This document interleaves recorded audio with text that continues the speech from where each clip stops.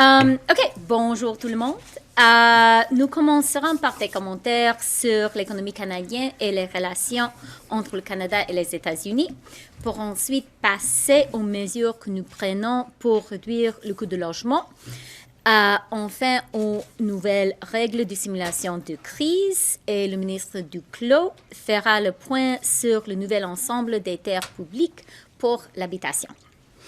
Okay, so I'd like to start by talking about the good news on inflation. Inflation was 2% in October. That means for the past 10 months, inflation in Canada has been within the Bank of Canada's target range. We also now know that wages have outpaced inflation in Canada for 21 months in a row, and 1.4 million people more are working in Canada today compared to before COVID. Earlier today, we had the third meeting of the Canada-U.S. Cabinet Committee. We talked about three principal issues: the Canadian economy, the Canada-U.S. economic relationships, and the border.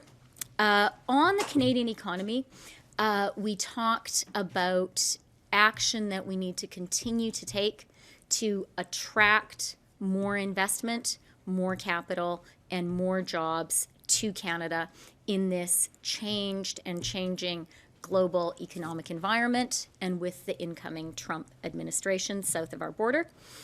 On the Canada-U.S. economic relationship, we talked about ongoing work members of the government are doing and measures that we will be continuing to take to align Canadian policy with that of the U.S. when it comes to China.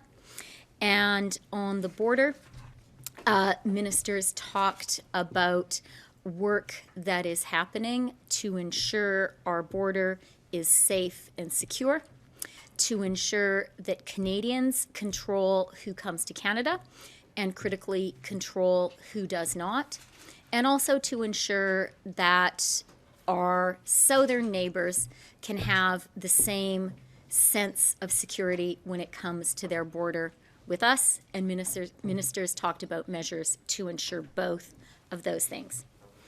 Maintenant, concernant les annonces, premièrement, une annonce sur la financialisation du logement. Nous lançons aujourd'hui des consultations sur les restrictions de l'achat de maisons familiales existantes pour des grands investisseurs institutionnels. Le logement doit bénéficier aux Canadiennes et aux Canadiens, pas aux sociétés d'investissement.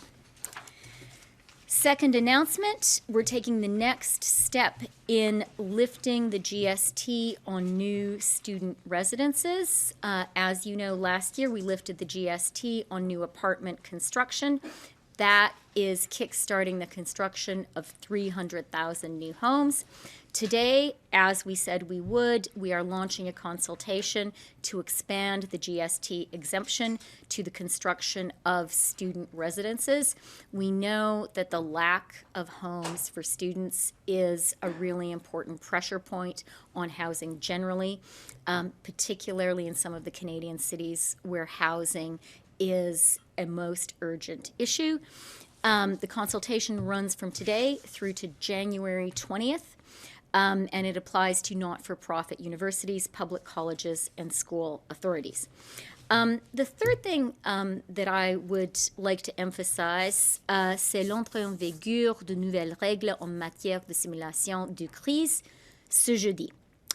Ce sont des bonnes nouvelles pour les personnes ayant des prêts hypothécaires. À compte de ce jeudi, plus de Canadiens pourront changer de prêt lors du renouvellement de leurs prêts hypothécaires sans autre simulation de crise. Cela signifie que vous avez des options si vous vous inquiétez de renouvellement à venir. This is an important measure. It was already announced that it would be coming into force. OSFI announced this. These are the so-called straight switches, and it will give people who have a mortgage renewal coming up more flexibility, more opportunity to shop around without passing another stress test. We think that this offers people some really important flexibility. OK, maintenant, à vous la parole, Monsieur le ministre. Merci beaucoup, chère Chrystia. Hier, en compagnie de mes députés collègues du Québec, nous avons annoncé un investissement additionnel de 92 millions de dollars pour accélérer la construction de logements sociaux et abordables au Québec. Il s'agit d'un ajout à l'entente de 1,8 milliard de dollars que nous avons signé il y a exactement un an avec le gouvernement du Québec. C'est pour la construction de 8 000 logements sociaux partout dans la province. Il s'agit du plus grand plan de construction de logements sociaux de l'histoire du gouvernement du Québec. 3 000 de ces logements sociaux sont déjà en construction. C'est une mauvaise nouvelle toutefois pour Pierre Poilievre qui veut arrêter la construction de ces logements sociaux et qui en plus dit qu'ils n'existent même pas. Mauvaise nouvelle pour les députés conservateurs que sont Bernard Généreux, Pierre Paulus, Dominique Vien, Richard Martel et Luc Berthold, pour lesquels, dans leur propre circonscription, appuyés par leurs propres organismes partenaires, il y a plus de 300 unités de logement abordables et sociaux qui sont construits précisément par cette entente avec le gouvernement du Québec. C'est évidemment pas comme ça qu'on construit du logement au Québec, because we need cooperation instead of insulting mayors and other partners across Canada. That's not how we build housing and affordable homes, in particular in Canada. And that's why in Budget 2024, our government announced the most ambitious plan in housing in over 40 years. A core feature of our housing plan is a public lands for homes plan, which aims to build more homes more quickly on public lands owned by the Canadian government across our big country. As a first step, we launched in August the Canada Public Land Bank, featuring federal property that have been identified with high potential for housing. And since the launch, we have continuously been adding new and additional properties. Today, we are announcing that 12 additional federal properties have been added to the Federal Land Bank.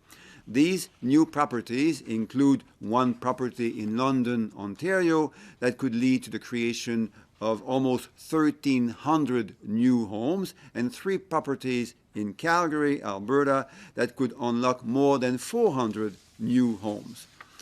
Comme résoudre la crise du logement demande d'utiliser tous les outils à notre disposition, nous ajoutons aujourd'hui 12 propriétés fédérales additionnelles à la Banque de terrain public du Canada.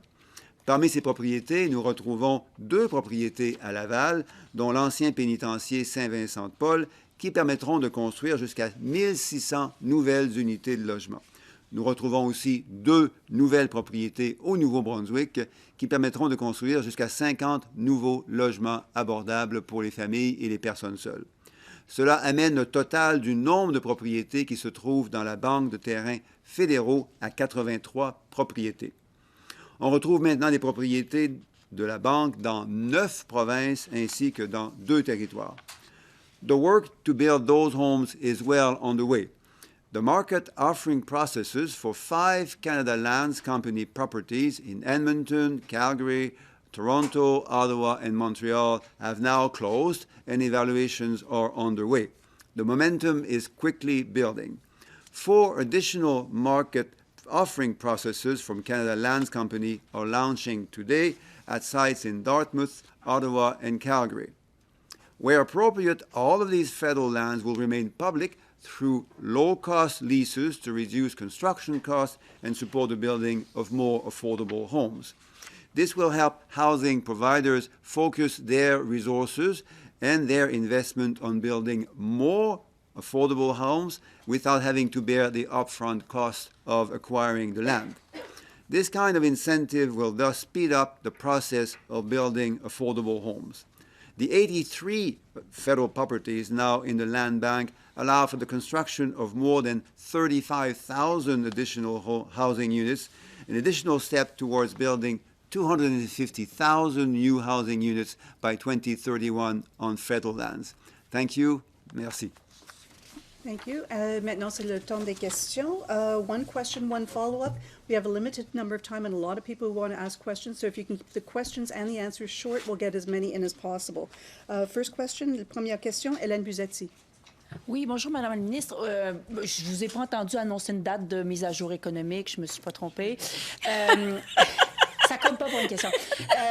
Aujourd'hui, le gouvernement a déposé des budgets supplémentaires de dépenses, totalisant à peu près une vingtaine de milliards de dollars. On sait qu'il y a un filibuster à la Chambre. Techniquement, ces budgets-là doivent être annoncés, votés d'ici le 10 décembre. J'aimerais savoir qu'est-ce que ça veut dire pour ces dépenses. Il y a, par exemple, de l'argent pour payer les hausses salariales accordées aux fonctionnaires fédéraux. Les fonctionnaires devraient-ils avoir peur que peut-être, après le 10 décembre, une partie de leur rémunération ne leur serait pas versée? Pouvez-vous nous parler de ça? Merci pour la question et je pense que surtout c'est une question que vous devez poser aux conservateurs parce que je pense que votre question démontre à quel niveau ce filibuster est vraiment pas le geste des députés et d'une partie politique responsable. Ce n'est pas une action des députés et d'une partie politique qui vraiment pense aux Canadiens et Canadiennes, qui vraiment ont une position responsable en ce qui concerne le pays, en ce qui concerne la vie des fonctionnaires. Et ce n'est pas normal pour notre pays de jouer ces jeux si partisans dans notre Chambre des communes. Mais donc, j'en comprends que, oui, ça pourrait être menacé, si je vous comprends bien. Juste confirmer ça.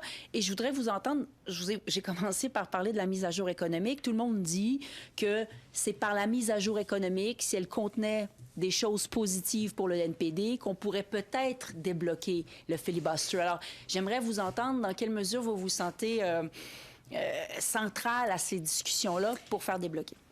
Non, merci pour cette suivi qui me permet de dire, nous, de notre côté, allons faire tout ce possible et tout ce nécessaire pour être responsables. Pour être un gouvernement responsable en ce qui concerne la vie des Canadiens et Canadiennes. Et quand on parle des dépenses du gouvernement, on parle vraiment de la vie, de la quotidienne de monsieur et madame tout le monde.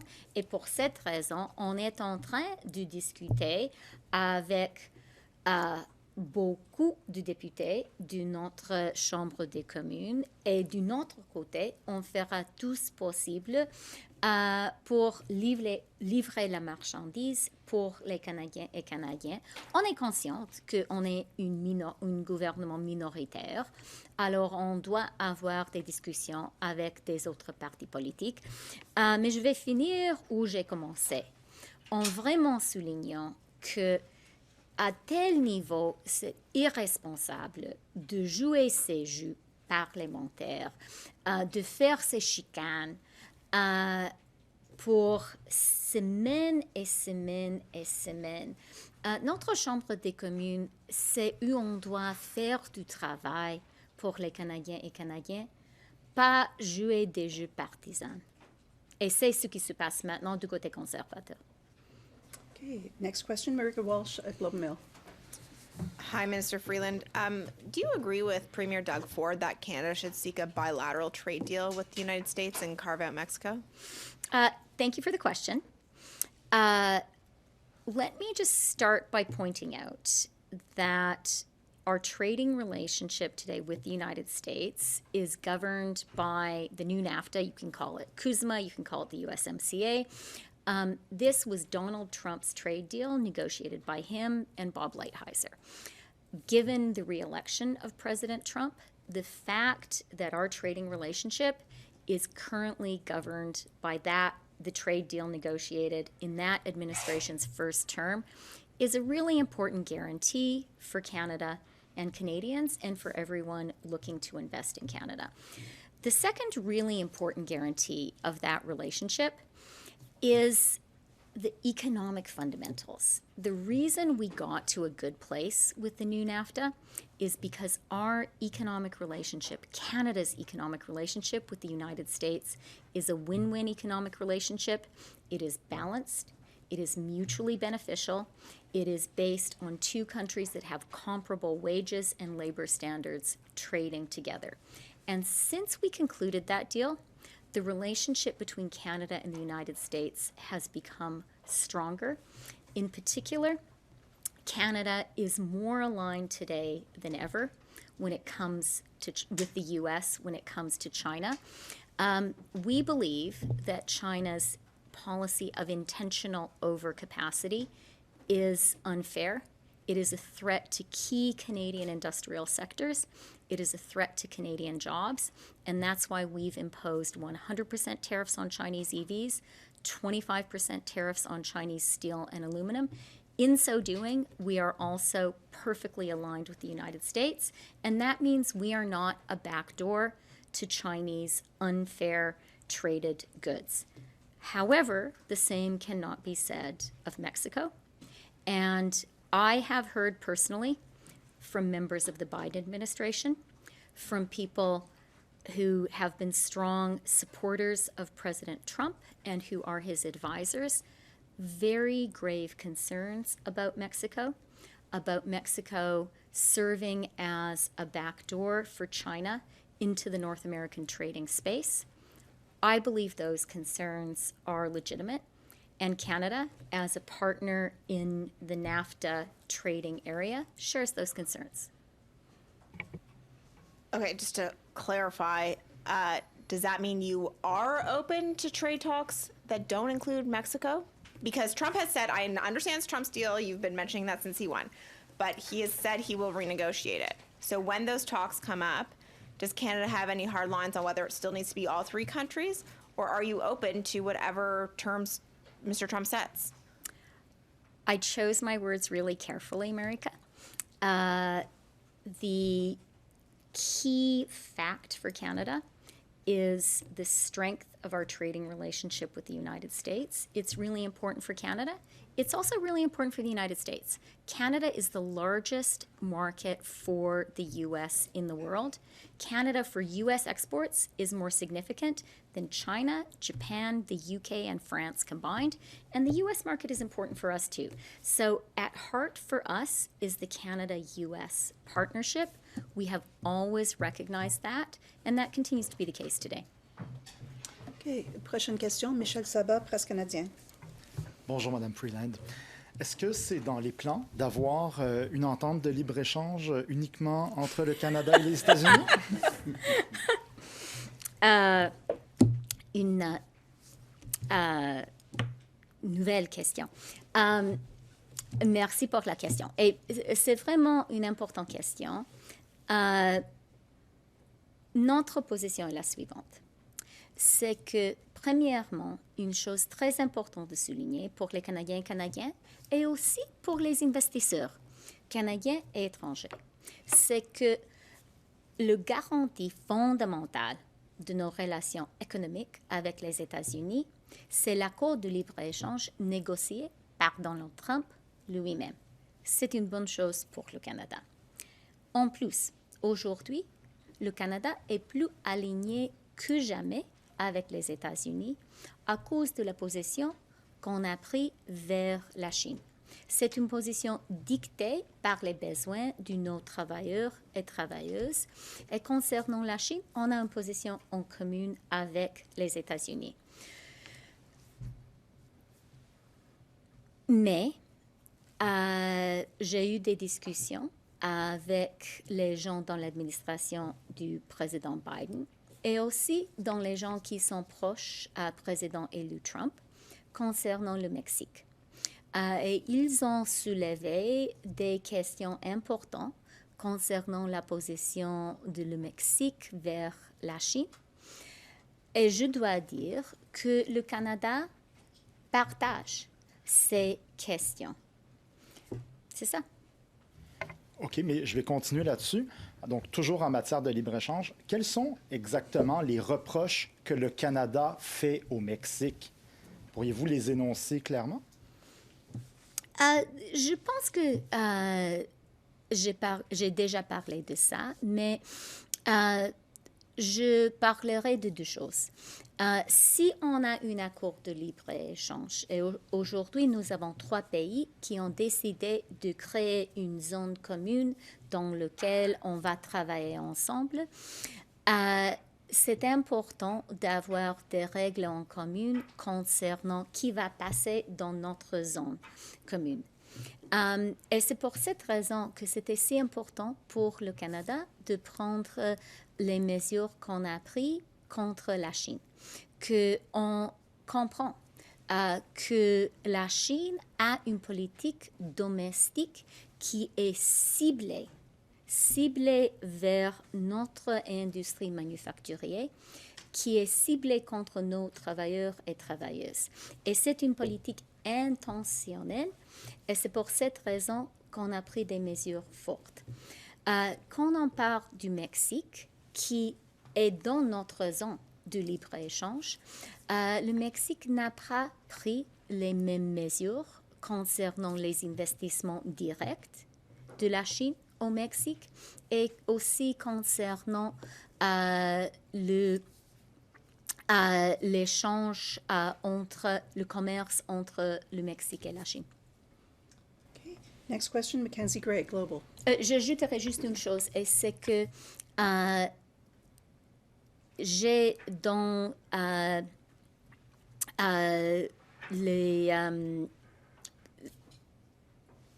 semaines passées, dans les 2 ou 3 semaines passées, j'ai eu plusieurs tables rondes avec les secteurs industriels du Canada et j'ai parlé avec les leaders de nos secteurs industriels et aussi avec les syndicats.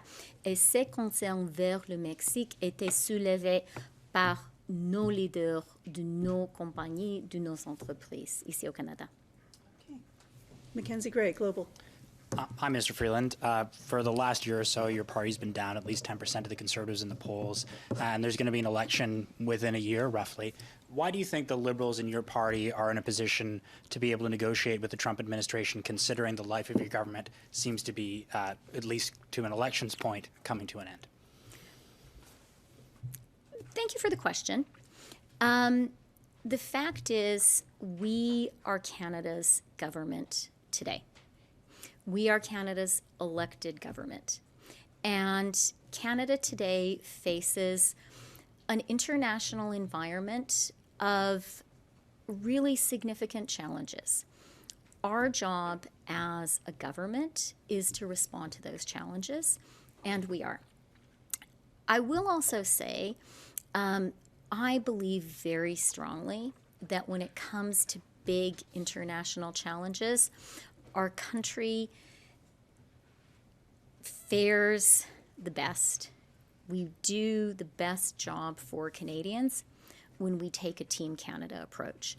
And over the past few weeks, I have been traveling around the country, and I've been doing a lot of roundtables with different industry groups. I've met with the oil and gas sector. I've met with the steel sector. I'm meeting with the aluminum sector this afternoon. I've met with the banking sector. I've met with AI leaders. I've met with technology leaders. I've met with the nuclear sector. And all of that has been to help our government understand what are the concerns and what are the opportunities that different leaders across the country see for Canada today. One thing that I've emphasized in all of those conversations is we need to take a Team Canada approach. This is a serious time for our country. I really believe that when it comes to the Canada-U.S. relationship, Canada has a lot of strength that we bring to that relationship. We have a lot of leverage that we bring to that relationship, and the fundamentals are very positive. But I don't want to, and I think that there are a lot of real opportunities for us to do great things together in areas like critical minerals and metals, where we've been doing a lot already. in areas like energy security, including nuclear, where we've been doing a lot together. In areas like the Arctic, where we have a shared security challenge that we work on currently together through NORAD. So there's a lot of opportunity, but I don't want to minimize for you or for Canadians the challenge that we face. And when it comes to a big national challenge, the approach I am always going to take is to say, let's play together for Team Canada. And that's what I've been saying across the country. And I have to say, I, have been really comforted by the approach that I've heard from the Canadians who I have met. I can't say that everyone at every roundtable I've held is going to vote Liberal in the next election, but I can tell you everyone at every roundtable that I have held is totally signed up for putting on the Canadian jersey and getting on the ice and playing for Team Canada in this relationship. And I'm proud of them. If I may add briefly, Chrystia has mentioned responsibility a couple of times in the last answers. She pointed to responsibility on the question of the filibuster in the House of Commons. She mentioned responsibility in working with the U.S. government, including on national security. And you've just asked about the forthcoming federal elections, which could take place anytime between now and the next year. On all cases, responsibility is a key word. And for Pierre Poilievre, who spends all of his time, including in the House of Commons, thinking about the next elections, he has to answer the responsibility question around foreign interference. It would be totally responsible for him to prepare for the next elections without him having his security clearance so that he can protect his members of parliament and his future candidates in that context. So responsibility is truly a key word for our government, but responsibility also applies to Pierre Poilievre. It's nice to hear that business leaders are on the same side, but folks in Parliament clearly are not. You mentioned Rona Ambrose in a scrum a few weeks ago. I've spoken to Ms. Ambrose. She was the Conservative Team Canada leader last time. She said she's not willing to work with the government because she's focused on making sure Mr. Poilievre wins the next election. So even if someone like Ms. Ambrose, who worked with you closely, who said's been a friend in this situation, is willing to try and get Mr. Poilievre elected, is it not clear that the Liberals in your government is not in a strong position to be able to negotiate with the Trump administration, who many of those people have repeatedly said they want Mr. Poilievre to win the next election? With the greatest respect, Mackenzie, I totally disagree. I do consider Rona a friend, and actually she's been in touch with me in the past couple of days. I think that it is entirely legitimate for any Canadian leader to speak up and support any Canadian political party. That is a totally legitimate and reasonable position for people to take. We do have elections coming up, and we live in a democracy, and people take partisan positions. That's how we choose our government. That's how we choose our policies. My own view is that when it comes to the very biggest issues, and COVID was one national example, big international issues, I believe, are another example.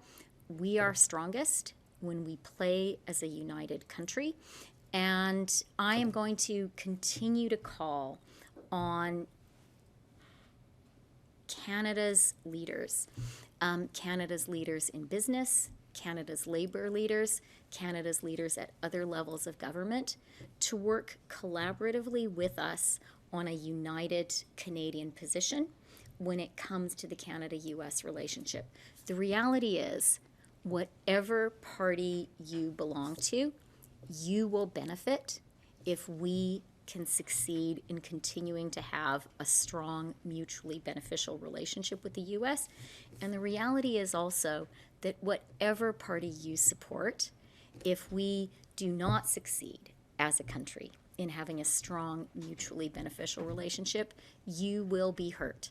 So I really believe that in this area, this is a moment for us to put our country first and set our partisan interests aside. And that is certainly going to be the approach that I take.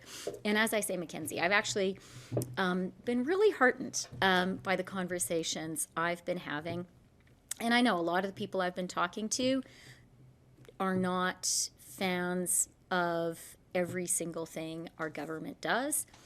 But when I have talked to them about the opportunities, but also the challenges this incoming U.S. administration poses, and I've been very candid in those conversations, and I've said, I really want your help. So far, every single person has said, yeah, okay, tell me what you need me to do. And I'm grateful for that. Okay, we've got about 5 minutes left. 5 minutes left. Let's see how many questions and answers we can get in 5 minutes. Next question, Reuters. Thanks. Minister Freeland, so you've been holding a lot of these meetings since the U.S. elections, and as you also said that you've met a lot of associations and companies. What has been the major concerns of all these through all these meetings that you've got? And is there some kind of a specific contingency steps that you are planning to take? I mean, Team Canada approach is a good thing, but it's quite vague, right? Specifically, is there something that you are planning through these to mitigate these concerns?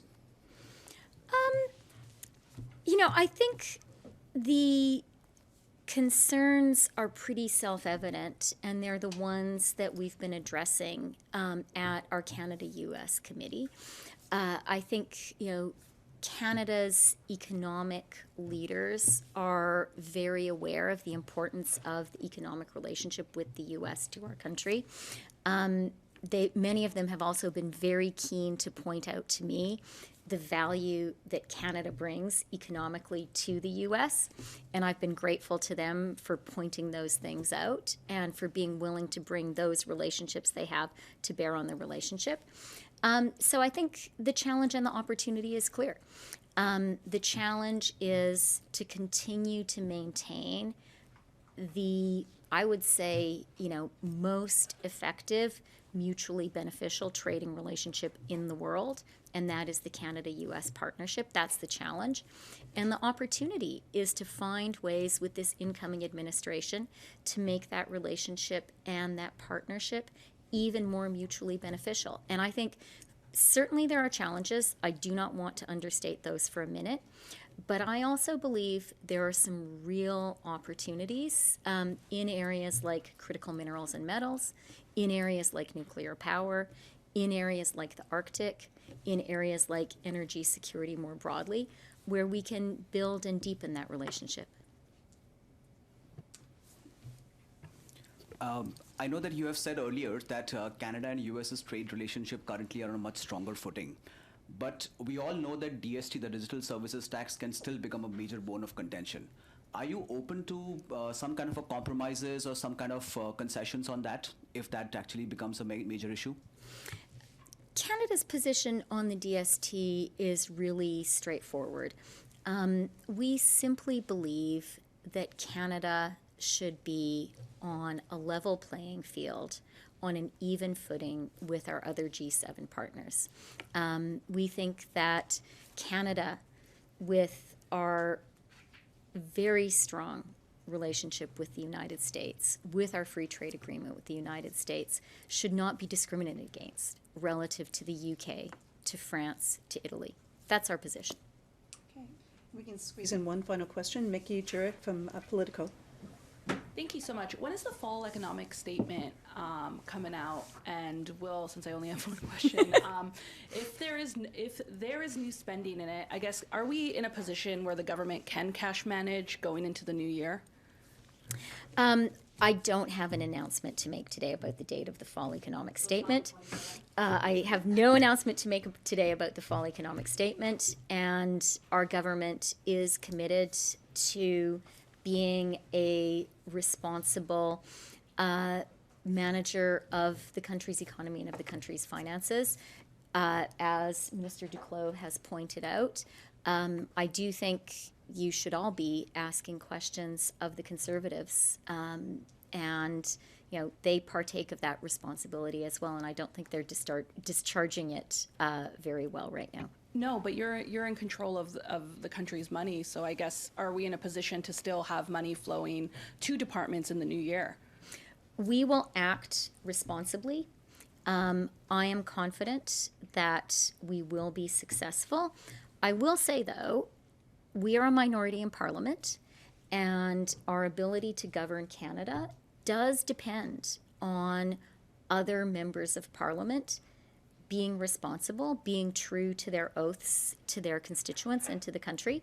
And so I'm going to take this opportunity to call on them to be responsible as well. Okay, thank you, and my apologies to those who weren't able to get a question. Thank you. And my apologies also. We'll just have to scrum her afterwards.